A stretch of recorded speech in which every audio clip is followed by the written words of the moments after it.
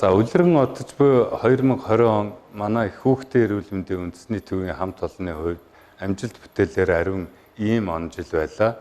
Хэдийгээр COVID-19 өвчний сар дахал дэлхийн нийт Монгол улсад маань тархсан ч гэсэн манай хамт олон салбарынхаа өмнө хүлээсэн үндсэн чиг үүргээ амжилттай биелүүлсэн ийм он жил байлаа.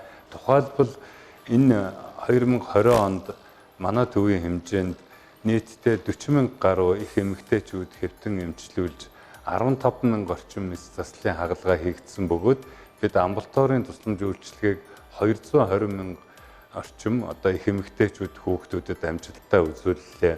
Мөн одоо тоног төхөөрөмжийн шинжилгээний төслүүд, ариутгал халдвар гүйтгэлийн технологийн шинжилгээ гэх мэт одоо өвчтний аюулгүй байдлыг хангах чиглэсэн ийм томоохон арга хэмжээнүүд амжилттай хэрэгжиж дууссан.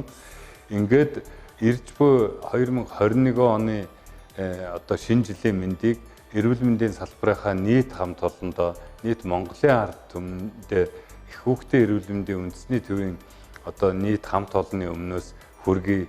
Ирж буй шинэ жил манай ард түмэнд манай эрүүл мэндийн салбарын одоо эвсэг найрсаг хамт олонд маань эрч хүчээ бэлгэлсэн юм сайхан он жил гарч байгаа гэдэгт бид итгэлтэй байна.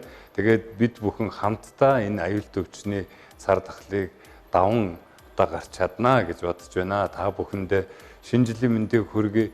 Бүгдээрээ сайхан баярлцгаагаараа амжилт сайн сайхан бүхний хүсэн өрөөё.